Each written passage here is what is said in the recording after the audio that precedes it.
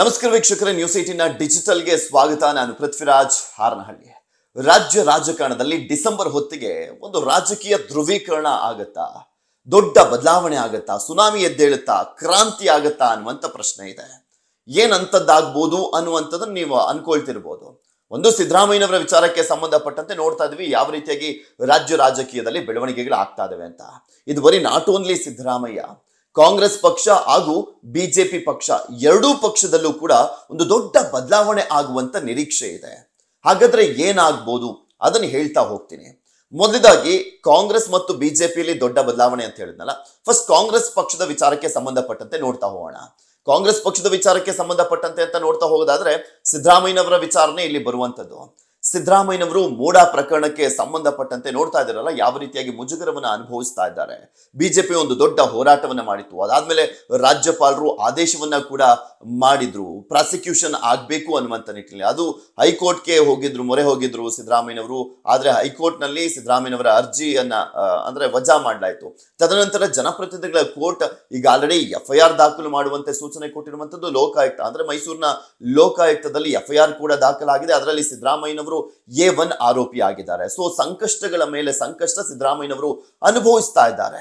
ಈ ಸಂದರ್ಭದಲ್ಲಿ ಡಿಸೆಂಬರ್ ಗುಮ್ಮ ಅಂತ ಯಾಕೆ ಹೇಳ್ತಾ ಇದೀವಿ ಅಂದ್ರೆ, ಕೋರ್ಟ್ ಈಗ ಆಲ್ರೆಡಿ ಸೂಚನೆಯನ್ನ ಕೊಟ್ಟಿದೆ. 3 ತಿಂಗಳ ಒಳಗಾಗಿ ಈ ಒಂದು ಪ್ರಕರಣಕ್ಕೆ ಸಂಬಂಧಪಟ್ಟಂತೆ ತನಿಖೆಯನ್ನ ಮಾಡಿ ವರದಿಯನ್ನ ಕೊಡಬೇಕು ಅಂತ. 3 ತಿಂಗಳ ಒಳಗಾಗಿ ಅಂದ್ರೆ ಡಿಸೆಂಬರ್ ಎಂಡ್ ಒಳಗಡೆ ಈಗ ಆಲ್ರೆಡಿ ಇದನ್ನ ತನಿಖೆ ಮಾಡಿ ವರದಿಯನ್ನ ಕೊಡಬೇಕಾಗಿದೆ. ಸೊ ಹೀಗಾಗಿ ಕಾಂಗ್ರೆಸ್ ನಲ್ಲಿ ದೊಡ್ಡ ಬದಲಾವಣೆಯ ನಿರೀಕ್ಷೆ ಇದೆ. ಯಾಕೆಂದ್ರೆ ಈಗ ಆಲ್ರೆಡಿ ಸ್ನೇಹಮಯಿ ಕೃಷ್ಣ ಅವರು ಲೋಕಾಯುಕ್ತ ಬೇಡ, CBIಗೆ ಕೊಡಬೇಕು. ಯಾಕೆಂದ್ರೆ ಲೋಕಾಯುಕ್ತದ ಮೇಲೆ ನಮಗೆ ನಂಬಿಕೆ ಇಲ್ಲ.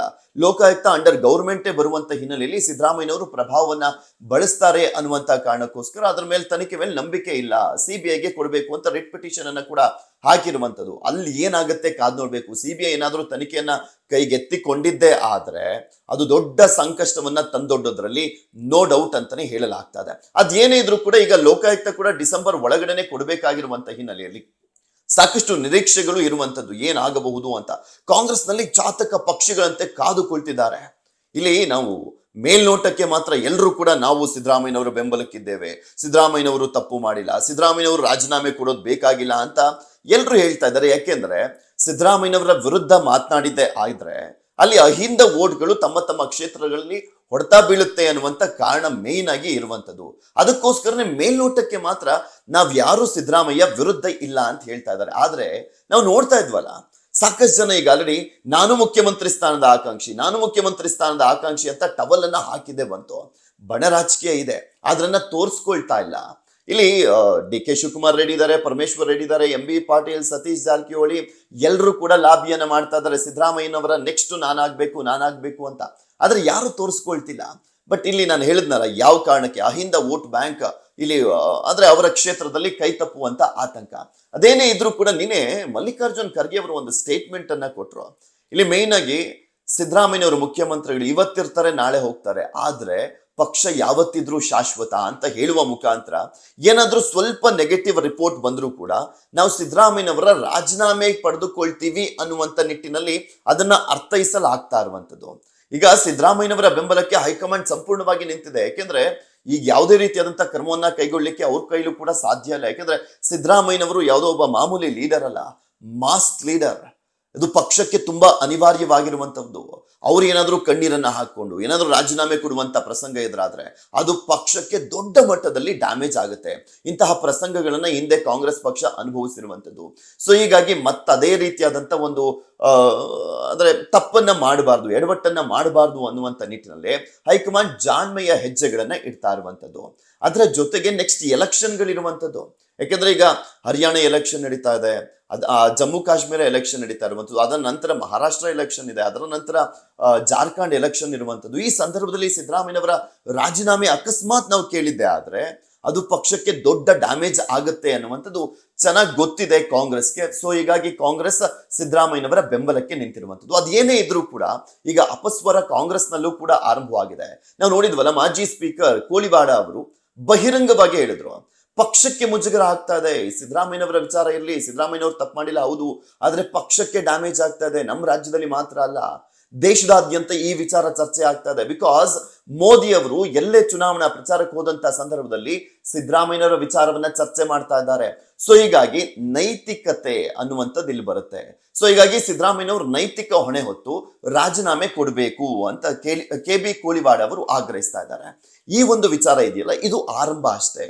ಆಕ್ಚುಲಿ ತುಂಬಾ ಜನ ಕಾಂಗ್ರೆಸ್ನ ಕೆಲವು ನಾಯಕರುಗಳು ಅಂದ್ರೆ ಇಲ್ಲಿ ಕಾಂಗ್ರೆಸ್ನ ಹೈಕಮಾಂಡ್ ಸಿದ್ದರಾಮಯ್ಯನವರ ಬೆಂಬಲಕ್ಕೆ ಇದೆ ಅನ್ನುವಂತ ಕಾರಣಕ್ಕೋಸ್ಕರ ಯಾರು ಬಂದು ಹೊರಗಡೆ ಮಾತಾಡ್ಲಿಕ್ಕೆ ಹಿಂಜರಿಕೆಯನ್ನ ವ್ಯಕ್ತಪಡಿಸ್ತಾ ಇರುವಂತದ್ದು. ಕೆಲವರಿಗೆ ಅಸಮಾಧಾನ ಇದೆ, ಸಿದ್ದರಾಮಯ್ಯನವರು ಯಾಕೆ ಇಷ್ಟು ವರ್ಷದಲ್ಲಿ ಮಾಡದಿರುವಂತ ಒಂದು ಅಪರಾಧ ಅಂದ್ರೆ ಒಂದು ಆರೋಪ ಅವ್ರ ಮೇಲೆ ಬರ್ತಾ ಇದೆ, ರಾಜಕೀಯವಾದಂತ ಆರೋಪ.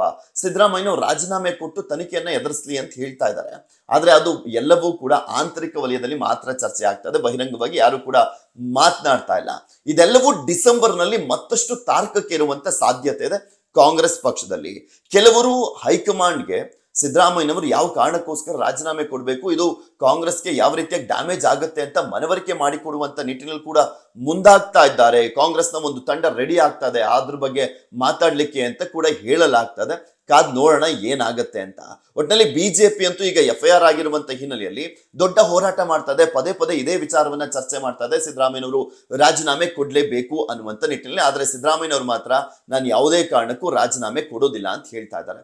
ಇದು ಕಾಂಗ್ರೆಸ್ನ ವಿಚಾರ. ಡಿಸೆಂಬರ್ ನಲ್ಲಿ ಏನಾಗ್ಬೋದು ಅನ್ನುವಂಥದ್ದನ್ನ ನೋಡ್ತಾ ಇದ್ವಿ. ಮತ್ತೊಂದು ವಿಚಾರ ಬಿಜೆಪಿಗೆ ಬರೋದಾದ್ರೆ, ಬಿಜೆಪಿಲಂತೂ ಬಣ ರಾಜಕೀಯ ತಾರಕಕ್ಕೇರಿದೆ. ಅವರು ಕಾಂಗ್ರೆಸ್ನ ಎದುರಿಸೋದಕ್ಕಿಂತ ತಮ್ಮಲ್ಲಿ ಇರುವಂತ ಬಣ ರಾಜಕೀಯವನ್ನ ಎದುರಿಸುವಂತದ್ದೇ ಒಂದು ದೊಡ್ಡ ಸವಾಲಾಗಿರುವಂತದ್ದು. BY ವಿಜೇಂದ್ರ ಅವರನ್ನ ರಾಜ್ಯಾಧ್ಯಕ್ಷರನ್ನಾಗಿ ಮಾಡಿದ ಸಂದರ್ಭದಿಂದಲೂ ಕೂಡ ಬಿಜೆಪಿಯಲ್ಲಿರುವಂತ ಯತ್ನಾಳ್ ಬಣ ಸಾಕಷ್ಟು ಆಕ್ರೋಶವನ್ನ ವ್ಯಕ್ತಪಡಿಸ್ತಾ ಇದ್ದಾರೆ. ಆಕ್ಚುಲಿ ಬಸನಗೌಡ ಪಾಟೀಲ್ ಯತ್ನಾಳ್ ಅವರು ಮಾತ್ರ ಅಸಮಾಧಾನವನ್ನ ವ್ಯಕ್ತಪಡಿಸ್ತಾ ಇದ್ರು. ನಾವು ಲೋಕಸಭೆ ಎಲೆಕ್ಷನ್ ವರೆಗೂ ಅವರನ್ನು ಮಾತ್ರ ನೋಡ್ತಾ ಇದ್ವಿ. ಅದಾದ ನಂತರ ಲೋಕಸಭೆ ಎಲೆಕ್ಷನ್ ಆದ ನಂತರ ಯತ್ನಾಳ್ ಟೀಮ್ ಸ್ಟ್ರಾಂಗ್ ಆಗ್ತಾ ಇದೆ. ಯತ್ನಾಳ್, ರಮೇಶ್ ಜಾರಕಿಹೊಳಿ ಅವರು, ಕುಮಾರ್ ಬಂಗಾರಪ್ಪ ಅವರು, GM ಸಿದ್ದೇಶ್ವರ್ ಅವರು, ಅರವಿಂದ ಲಿಂಬಾವಳಿ ಅವರು, ಹಾಗೆ ಪ್ರತಾಪ್ ಸಿಂಹ ಇವರೆಲ್ಲ ಸೇರ್ಕೊಂಡು ಈಗ ವಿಜೇಂದ್ರ ವಿರುದ್ಧ ಅವರನ್ನು ಹೇಗಾದ್ರೂ ಮಾಡಿ ಕೆಳಗಿಳಿಸಬೇಕು ಅಂತ ಹೋರಾಟವನ್ನ ಮಾಡ್ತಾ ಇರುವಂತದ್ದು. ಪಕ್ಷ ವಿರೋಧಿ ಚಟುವಟಿಕೆಯನ್ನ ಕೂಡ ಮಾಡ್ತಾ ಇದ್ದಾರೆ ಅನ್ನುವಂತ ಆರೋಪಗಳು ಕೇಳಿ ಬರ್ತಾ ಇದೆ. ಈ ಕಾರಣಕ್ಕೋಸ್ಕರ ಬಿಜೆಪಿಯಲ್ಲಿ ಎದ್ದಿರುವಂತ ಈ ಆಂತರಿಕ ಭಿನ್ನಮತವನ್ನ ಶಮನ ಮಾಡುವಂತ ನಿಟ್ಟಿನಲ್ಲಿ RSS ನಾಯಕರ ನೇತೃತ್ವದಲ್ಲಿ ಸಂಧಾನ ಸಭೆ ನಡೆದ್ರು ಕೂಡ ಅದು ಒಂದೇ ಒಂದು ದಿನಕ್ಕೆ ಮಾತ್ರ ಸೀಮಿತ ಆಯಿತು, ಆ ಒಂದು ಭಿನ್ನಮತ ಶಮನ ಅನ್ನುವಂಥದ್ದು. ಅದರ ನೆಕ್ಸ್ಟ್ ಡೇ ಇಂದಲೇ ಮತ್ತೆ ಶುರುವಾಗಿರುವಂತದ್ದು ಅಸಮಾಧಾನ, ರೆಬಲ್ಗಳ ಆಟ. ಅವ್ರು ಯಾವ ರೀತಿಯಾಗಿ ಬಹಿರಂಗವಾಗಿ ಅಸಮಾಧಾನವನ್ನ ವ್ಯಕ್ತಪಡಿಸ್ತಾ ಇದ್ದಾರೆ, ವಿಜೇಂದ್ರ ಅವರನ್ನ ಕೆಳಗಿಳಿಸಬೇಕು. ರಮೇಶ್ ಜಾರಕಿಹೊಳಿ ಅವರು ಕೂಡ ಡೈರೆಕ್ಟ್ ಆಗಿ ಹೇಳ್ತಾ ಇದ್ದಾರೆ, ಪದೇ ಪದೇ ಸಭೆಯನ್ನ ಮಾಡ್ತಾ ಇರುವಂತದ್ದು. ಇಲ್ಲಿ ಮೇನ್ ಆಗಿ ನವೆಂಬರ್ 15ಕ್ಕೆ BY ವಿಜೇಂದ್ರ ಅವರು ಬಿಜೆಪಿ ರಾಜ್ಯಾಧ್ಯಕ್ಷರಾಗಿ 1 ವರ್ಷ ಪೂರೈಸ್ತಾ ಇದ್ದಾರೆ. ನವೆಂಬರ್ 15ಕ್ಕೆ ಅವರು ಪೂರೈಸ್ತಾ ಇದ್ರು, ಹಂಗಾದ್ರೆ ನವೆಂಬರ್ ನಲ್ಲಿ ಬದಲಾವಣೆ ಆಗ್ಬೇಕಲ್ಲ ಅಂತದ್ದೇನಾದ್ರೂ ಕೂಗಿದ್ರೆ ಅಂತ ಅನ್ಕೊಳ್ತಿರ್ಬೋದು. ನವೆಂಬರ್ 15ಕ್ಕೆ 1 ವರ್ಷ ಪೂರೈಸಿದ್ರು ಕೂಡ ಡಿಸೆಂಬರ್ ನಲ್ಲಿ ಬಿಜೆಪಿಯ ರಾಷ್ಟ್ರೀಯ ಅಧ್ಯಕ್ಷರ ಬದಲಾವಣೆ ಆಗುತ್ತೆ. ಬಿಜೆಪಿ ರಾಷ್ಟ್ರೀಯ ಅಧ್ಯಕ್ಷರು ಅಲ್ಲಿಗೆ ಆಯ್ಕೆ ಆಗುವಂತ ಸಾಧ್ಯತೆ ಇರುವಂತದ್ದು ಡಿಸೆಂಬರ್ಗೆ. ಅದು ಈಗ ಆಲ್ರೆಡಿ ಆರಂಭ ಆಗಿದೆ. ಬಿಜೆಪಿ ರಾಷ್ಟ್ರೀಯ ಅಧ್ಯಕ್ಷರು ಕೂರಿಸುವಂತದ್ದು ಮುಂಚೆ ಕೆಲವೊಂದು ಪ್ರೋಸೆಸ್ ಇರುತ್ತಲ್ಲ, ಸದಸ್ಯತ್ವ ನೋಂದಣಿ ಎಲ್ಲವೂ ಕೂಡ ದೇಶದಾದ್ಯಂತ ನಡೀತಾ ಇರುವಂತದ್ದು. ಸೊ ಹೀಗಾಗಿ ಡಿಸೆಂಬರ್ ಟೈಮ್ ನಲ್ಲಿ ಬಿಜೆಪಿ ರಾಷ್ಟ್ರಾಧ್ಯಕ್ಷರ ನೇಮಕ ಆಗುವಂತ ಸಂದರ್ಭದಲ್ಲಿ ಬಿಜೆಪಿಯಲ್ಲಿ ಆಂತರಿಕ ಭಿನ್ನಮತ ದೊಡ್ಡ ಮಟ್ಟದಲ್ಲಿ ಸ್ಫೋಟ ಆಗಿ ಯತ್ನಾಳ್ ಟೀಮ್ ಇನ್ನಷ್ಟು ಸ್ಟ್ರಾಂಗ್ ಆಗಿ ಮತ್ತಷ್ಟು ಜನರನ್ನ ಸೇರಿಸಿಕೊಂಡು ವಿಜೇಂದ್ರ ಅವರನ್ನ ಹೇಗಾದ್ರೂ ಮಾಡಿ ಕೆಳಗಿಳಿಸಬೇಕು ಅನ್ನುವಂತ ಹೊಂಚಾಕಿದ್ದಾರೆ. ಯಾಕೆಂದ್ರೆ ಇದಕ್ಕೆ ಒಂದು ಪೂರಕ ಎಂಬಂತೆ RSS ನಾಯಕರು ಕರೆದಿದ್ದಂತ ಒಂದು ಸಭೆ ಇತ್ತಲ್ಲ, ಭಿನ್ನಮತವನ್ನ ಶಮನ ಮಾಡಬೇಕು ಅನ್ನುವಂತ ನಿಟ್ಟಿನಲ್ಲಿ. ಆ ಸಂದರ್ಭದಲ್ಲಿ ಸೇರಿದ್ದಂತ 40 ಜನರ ಪೈಕಿ ಹತ್ತತ್ರ 25ರಿಂದ 30 ಜನ, ಅಂದ್ರೆ ಇನ್ಕ್ಲೂಡಿಂಗ್ ಸುನಿಲ್ ಕುಮಾರ್, CT ರವಿ ಇವರೆಲ್ಲರೂ ಕೂಡ ವಿಜೇಂದ್ರ ಅವರ ನಾಯಕತ್ವದ ವಿಚಾರಕ್ಕೆ ಸಂಬಂಧಪಟ್ಟಂತೆ ಅಸಮಾಧಾನವನ್ನ ವ್ಯಕ್ತಪಡಿಸಿದ್ದಾರೆ ಅಂತ ಹೇಳಲಾಗ್ತಾ ಇದೆ. ಈ ಒಂದು ವಿಚಾರ ಒಂದ್ ಕಡೆ ಆದ್ರೆ, ಇನ್ನೊಂದ್ ಕಡೆ ವಿಜೇಂದ್ರ ಅವರು ಪಾದಯಾತ್ರೆಯನ್ನ ಮಾಡಿದ್ರು ಸಿದ್ದರಾಮಯ್ಯನವರು ರಾಜೀನಾಮೆ ಕೊಡಬೇಕು ಅನ್ನುವಂತ ನಿಟ್ಟಿನಲ್ಲಿ. ಸೊ ಹೀಗಾಗಿ ಕಾಂಗ್ರೆಸ್ ಪಕ್ಷ ಕೂಡ ಅಷ್ಟೇ ಯಡಿಯೂರಪ್ಪನವರ ವಿರುದ್ಧ ಇರುವಂತ ಪ್ರಕರಣಗಳಿಗೆ ಮರುಜೀವವನ್ನ ಕೊಡ್ಲಾಗ್ತಾ ಇದೆ. ಮತ್ತಷ್ಟು ಪ್ರಕರಣಗಳನ್ನ ಕೂಡ ಯಡಿಯೂರಪ್ಪನ ವಿರುದ್ಧ ಹಾಕುವ ಮುಖಾಂತರ ವಿಜೇಂದ್ರ ಅವರಿಗೆ ಹಿನ್ನಡೆಯನ್ನ ತರುವಂತದ್ದು. ಹಾಗೆ ಬಿಜೆಪಿಯಲ್ಲಿ ಆಂತರಿಕ ಕಲಹವನ್ನ ಉಂಟು ಮಾಡುವಂತ ನಿಟ್ಟಿನಲ್ಲಿ ಶತ ಪ್ರಯತ್ನ ಮಾಡ್ಲಾಗ್ತಾ ಇದೆ. ಕಾಂಗ್ರೆಸ್ನಲ್ಲಿ ಅಲ್ಲ, ಬಿಜೆಪಿಯಲ್ಲಿ ಇರುವಂತ ಸಮಸ್ಯೆ ಬಣ ರಾಜಕೀಯ ಅನ್ನುವಂಥದ್ದನ್ನ ಬಿಂಬಿಸುವಂತ ನಿಟ್ಟಿನಲ್ಲಿ ಕಾಂಗ್ರೆಸ್ ಮಾಡ್ತಾ ಇರುವಂತದ್ದು. ಅದರಲ್ಲಿ ಭಾಗಶಃ ಯಶಸ್ವಿ ಆಗ್ತಾ ಇದ್ದಾರೆ. ಅದು ಇನ್ನೂ ಒಂದು 2-3 ತಿಂಗಳುಗಳ ಕಾಲ ಮತ್ತಷ್ಟು ಪ್ರಕರಣಗಳನ್ನ ಯಡಿಯೂರಪ್ಪನವರ ವಿಚಾರಕ್ಕೆ ಸಂಬಂಧಪಟ್ಟಂತೆ ಹಾಕುವಂತ ಸಾಧ್ಯತೆ ಇರುವಂತದ್ದು. ಸೊ ಹೀಗಾಗಿ ಬಿಜೆಪಿಯಲ್ಲಿ ವಿಜೇಂದ್ರ ಅವರನ್ನ ಕೆಳಗಿಳಿಸಬೇಕು ಅನ್ನುವಂತ ಆಗ್ರಹ ಮತ್ತಷ್ಟು ತೀವ್ರ ಆದಂತ ಆಗತ್ತೆ, ಮತ್ತಷ್ಟು ಬಲ ಬಂದಂತ ಆಗತ್ತೆ ರೆಬಲ್ಗಳಿಗೆ. ಈಗ ಆಲ್ರೆಡಿ ವಿಜೇಂದ್ರ ಅವರ ವಿರುದ್ಧ ತಿರುಗಿ ಬಿದ್ದಂತವರಿಗೆ. ಸೊ ಹೀಗಾಗಿ ಏನ್ ಮಾಡುತ್ತೆ ಹೈಕಮಾಂಡ್ ಅನ್ನುವಂಥದ್ದೇ ಕುತೂಹಲ. ಆದರೆ ಸಿದ್ದರಾಮಯ್ಯ ಆಗ್ಲಿ ಅಥವಾ BY ವಿಜೇಂದ್ರ ಆಗ್ಲಿ ಅಷ್ಟೀಸಿಯಾಗಿ ತಮ್ಮ ಸೋಲನ್ನ ಒಪ್ಕೊಳ್ಳುವಂತವರಲ್ಲ. ಅಷ್ಟೀಸಿಯಾಗಿ ಅವ್ರು ಏನೇ ಬೇರೆಯವರು ಅಂದ್ರೆ ಬೇರೆ ಬಣದವರು ಏನೇ ಆಗ್ರಹಿಸಿದ್ರು ಕೂಡ ಅದಕ್ಕೆ ಮಣಿಯುವಂತವರಲ್ಲ.